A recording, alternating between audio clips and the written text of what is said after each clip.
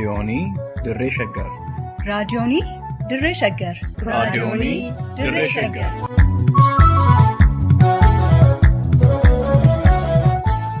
raadiyoonii Dirree Shaggar. raadiyooniin Dirree Shaggar torbanitti guyyoota 3 wiixataa roobii fi jimaataa galgala sa'aatii 1 eegalee hamma sa'aatii 1 fi walakkaatti dambalii gabaabaa meetir baandii 19 kiiloo heerzii 17,575 irratti qophii dabarsuu amma jalqaba. raadiyoonii Dirree Shaggar.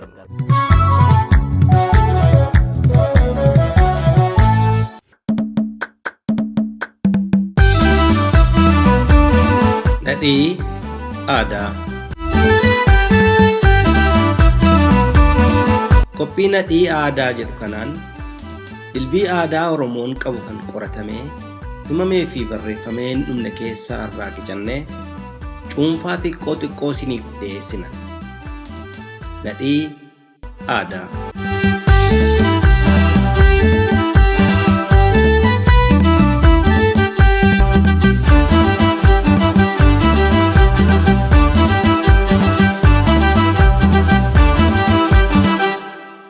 Ayyaana Ifaanoo yookiin Mucucoo yookiin Garaffasa Oromoo. Yooyyaa ashamaa akkam jirtan kabajamtoota dhaggeeffattoota keenya. Kun sagantaa keenya nadhii aadaati. Qopheessaan lammii jabeessaa Gulaalaan Duubee Wayyeessati kan isin biraan ga'u moo'an Gurmeechaa Gammachuuti.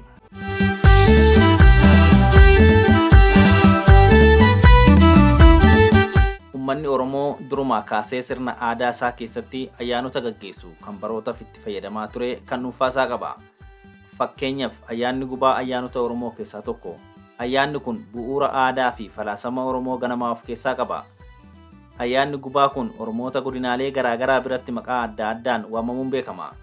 Innis ayyaana Ifaanoo yookiin Ifaa, ayyaana Daamotii yookiin Daamaraa, ayyaana Garanfasaa fi kan kana fakkaatan fa'i. Yeroo as dhiyoo kana erga kolonii Abisiiniyaati ammoo ayyaana kana amantii kiristaanaa faana wal fakkeessuun mallattoo fannoo jedhamu waliin walitti hidhanii የመስቀል በዓል kana jechuunis ayyaana fannoo yookiin masqalii kan jedhuun moggaasanii ummata sababaa fi dhugeeffannaa mataa isaatiin ayyaanicha raawwataa ture burjaajessanii barsiifannoo isaanii kana xinsammuu Oromoo dhaalchisuuf yaaliin godhame kan laayyootii miti. Kanumarraa ka'uun ayyaana gubaa kana kan duraan baatiin hagayyaa seenee torban lamaan qaammee Oromootti xomboora qabsiisee ifa birraatti baanee irra jedhaa ture sana akka dhiisu waan dirqisiifameef gaafa fulbaana 16 yeroo irra deebin ayyaanicha akka kabajamu taasifametti ayyaana ammasqalaa jedhee moggaasee jedha seenan. Ammasqalaa jechuun akkuma hagayya darbe ayyaana Ifaanoo yookiin gubaa irratti dullacha qalanii nyaatan sana dirqama itti taanaan dullacha ammasqalaa jechuu isaaniiti. Haaluma kanaan kan jarri ayyaana masqalii jedhan Oromoon immoo ayyaana masqalaa jechuun akkuma loqoda isaaf tolutti waamee kabajuu itti fufe. Wanti guddaan hubatamuu qabu ammallee Oromoon ayyaana kanarratti waanuma duudhaa Oromoo ibsuun ayyaaneffata malee akka duudhaa amantii kiristinnaa sanatti miti. Kunis sababii malee miti, waan agarsiisu qaba. Garuu daran qorannoo gadi fagoo waan barbaaduuf bira dabarra. Ayyaanni gubaa Oromoo biratti amantiidhaa oli. Ayyaanni Ifaanoo kun Oromoota Maccaa fi Tuulamaa giddugala Oromiyaa keessa jiraatan biratti waqtii gannaa ji'a hagayyaa kana keessa raawwatamaa tureera. Kanuma bu'uura godhachuun sagantaa nadhii aadaa keenya har'aatiif akka tolutti maalummaa ayyaanichaa fi wantoota jila ayyaana Ifaanoo kanarratti raawwataman isiniif dhiyeessuu jaalanneerraa nu caqasa.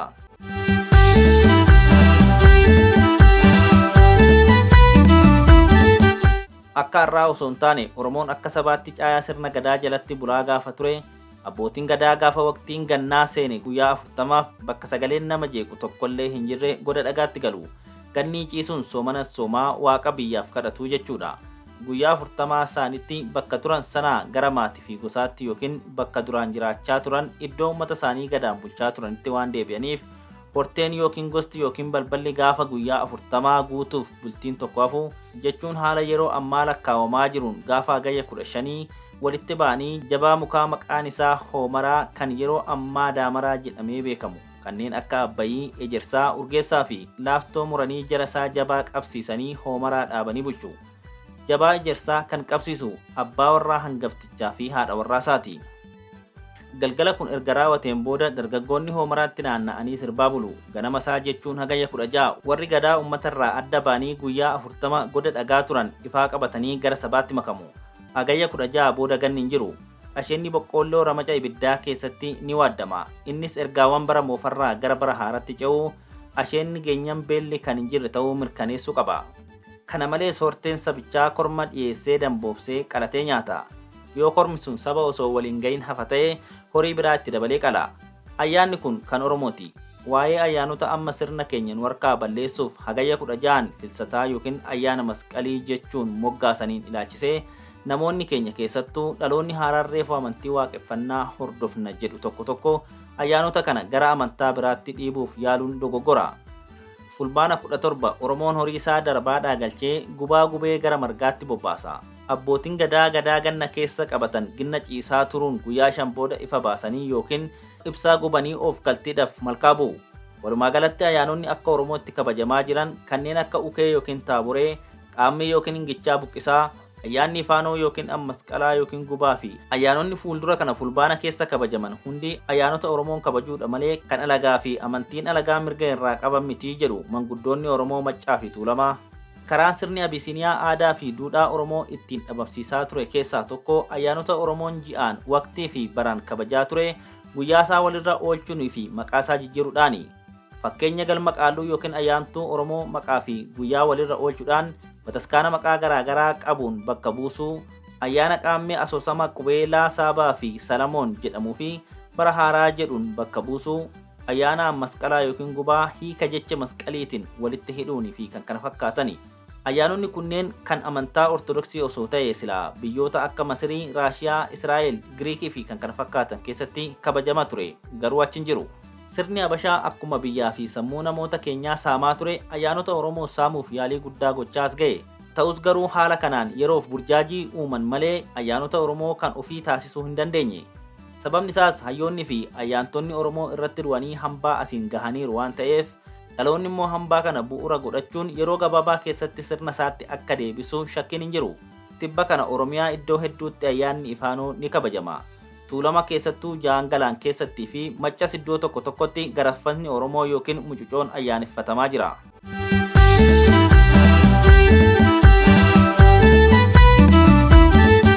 Ayyaanni ifaanoo yookiin mucucoo kun sirna bariin birraa ittiin saaqamuuf ayyaaneffatamudha. Gubaa yookiin garanfasa kanaan booda foolii birraatu urgaa'a. Birraan immoo yeroo midhaan bara jalqabaa itti ga'ee nyaatamudha. Kanumaaf jecha Oromoon wayita daamotii yookiin xumboora gubuu masqala meeqa gubde jedhee umurii wal gaafata. Hangafa waan ta'eef bara ittiin lakkaa'uufis ni oolaa jechuudha. Sirni Irreechaaf hora saaquus sirnuma ayyaaneffannaa gubaa kanaan kan wal qabatuuf sirna malkaa saaquus hin jedhama. Ayyaanni kun kan ayyaaneffatamu ji'a Hagayyaa walakkeessa booda torban sadaffaa keessa. Qaammeen Oromoo erga darbee torbee lamaan booda jechuudha. Kan baranaatis tibbana ayyaaneffatamaa jira. Giddugala Tuulamaatti immoo gubaan akka har'aa galgala ta'eetu boruusaa ayyaaneffatama. Ayyaanni gubaa kan duudhaa ganamaa ammayyuu bakka muraasatti hambaan inuma jira. Yeroo ammaa garuu irra caalaadhaan akkuma qaammee fulbaana tokkoo sanitti masqala Sidaamaa jedhamee fulbaana 17 kabajamaa jira. Eegadiina jalatti kufaatii Oromootiin booda ayyaanonnii fi duudhaaleen Oromoo hedduun isaanii bakkaa fi akka duriirraa sigigaataniiru. Dhaloota waan ofii deebifatu malee dhaloota waan ofii ormaaf mirkaneessu ta'uun fafa. Dhaloonni warra waansaa jalaa hate jala kaattu dhaloota yuuyyee yookiin yartuudha. Akkaa fi akkaataa ayyaanni masqalaa ittiin ayyaaneffatamu ilaalchisee duraa duuban akka armaan gadii kanatti raawwataa itti dhiyaadha. Gaafa gubaa ijoolleen dhiiraa daamotii dursanii guuraa turan gaafa gubaa kana ganamarraa jalqabanii walitti qabanii muka daamotii dhaabanitti hidhachaa oolu. Mukni daamotii muka jiidhaa daraaraa qabu laaftorraa muramee daamotii gidduu keessa boolli qotamee fi dhaabbatudha. Mukni kun maqaa fi seera garaagaraa qaba. Bal'inni isaa qorannoo barbaada. Gubaan daamotii yookiin xomboora qabsiisuu galgala waarii yookiin erga sa'a namni alaa ol galee booda gaggeeffama. Gubaan dura maatiin hunduu manatti ol galanii sirna callee warraa muuduu gaggeessu. Callee warraa kun kanaati warraa gaafa heerumtirraa jalqabdee mataarraa mormatti buufattee labbafattee fi yoo warra hangafaa ta'an ammoo callee ishii fi kan warra dhirsaarraa dhaalan yookiin diroo dabareen ishii bira ga'e waliin bakka tokkotti muudu. Sirna callee muudaa kana jalqaba abbaa warraa haadha warraa diinqa yookiin boroo callee kaawwattee diriirfattee teessu miilarra bargaaffatee dhadhaa yookiin dhalee mataa yookiin sammuu morma yookiin lubbuutti callee jilbaa fi faana miilaa eebbifachaa muuda jechuun harka lamaan dhadhaan tuqa. Erga kun ta'ee xumuramee booda haati warraa falaxaa ejersaa sunsuma ibiddaatti naqxee bobeessiti. Abbaa warraa daamotii yookiin xomboora ittiin qabsiisuuf yaadamee kophaatti ba'ee mana jalatti hirkatee ture fudhatee ol seena. Haati warraas ejersa qabatee boba'uu eegale san fiixee daamotiitti sussuuq jechuunis daamotiitti ibidda qabsiisuuf. Hangi gahaa ta'e gasuu qabee booda abbaa warraa daamotii mana keessatti qabsiifame qabatee warri dubartii ililchaa gara karraa gadii iddoo daamotiin tuutan hoomaraatti hidhamee dhaabbatutti qajeelu. Eega taphaa fi ililtaan dabalanii bakka gubaa ga'anii booda daamotii ifaa yookiin ibidda qabatee mana keessaa ba'e san tuuta hidhamee jirutti suuqanii gubaa guutuu jalqabsiisu. Wayita daamotiin gubachaa jirutti midhaan asheete kan akka boqqolloo faa keessa bubuusanii waaddu. Boqqolloo waaddame kanas namaa simbira waliin nu soori jedhanii eebbisanii daddarbu. Dargaggoon daamotii gubachaa jiru itti marsee hookaa'oo fi iyyookoo sirbu. Warri dubartii ni ililchu. Sirni gubaa erga xumurame gara manaatti deebi'anii maaddii raafuu diriirfatu. Abbaa warraa fi haati warraa maaddii kana eebbifatanii raafuu daddarbanii mijoo dhibaafatanii nyaataa dhugaatiin itti fufa. Maaddii kanarratti raafuun seeraaf yookiin daddarbaaf haa dhiyaattu malee nyaanni dabalataa hedduutu dhiyaata. Gaafa gubaa kana halkan gara barii iyyandaaqoo loonti kakalootti yaasu, innis waaree yaasuu jedhama.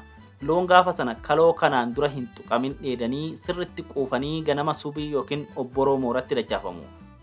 Gubaa barii yookiin waaree. Gubaa bariisaa jechuunis gaafa waaree yaasuu ganama bunni dhaabbatee sirna okolee dhaabbachuu jedhamutu jalqabama. Okolee kan dhaabbatu abbaa warraati. Okoleen marqaa garbuutiin guutamee aannan yookiin mijuun biraa qabeetti guutamee ollaa waamamee abbaa warraa fi haati warraa eebbifatanii hunduu okolee abbaa warraa fuuldura dhaabbatutti marsee tataa'ee nyaata. Yoo iddoon hanqates eebban booda okolee keessaa qunxuramee kophaa kophaatti rama.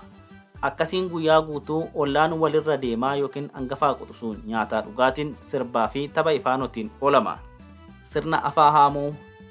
Gaafa ayyaana ifaanoo gara waaree boodaa sirna afaa haamaa yookiin afaa haamuu ijoollee dubaraatiin gaggeeffama. Afaa haamaan ashuffee fi dhallaaduu laga caffee bu'anii akkuma gaafa qaammee qunnii buqqifatan sanatti tuuta tuutan deemanii haamu.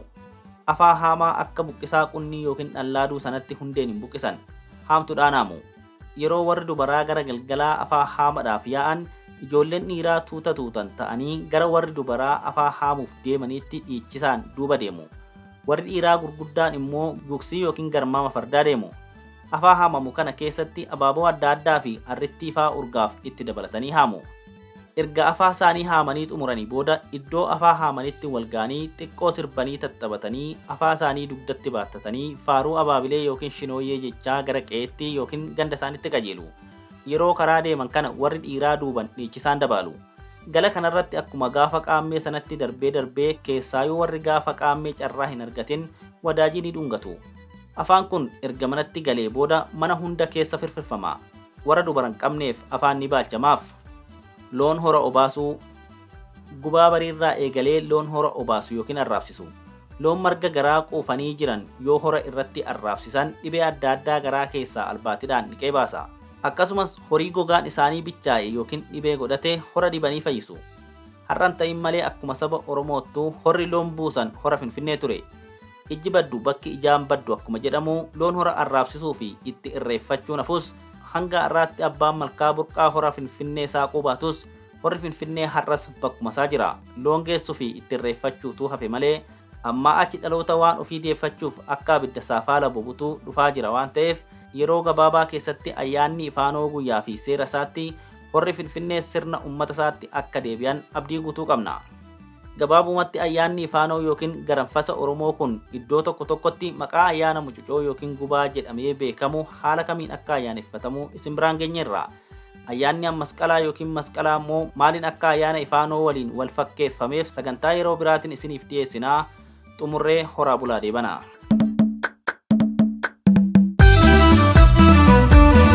Nadhii aadaa.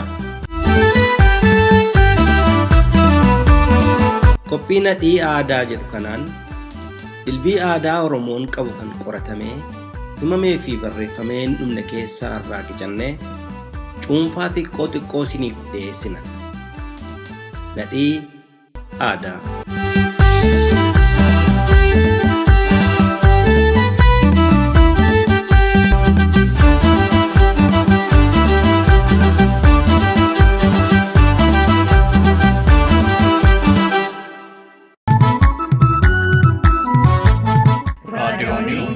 Dirree Shaggar.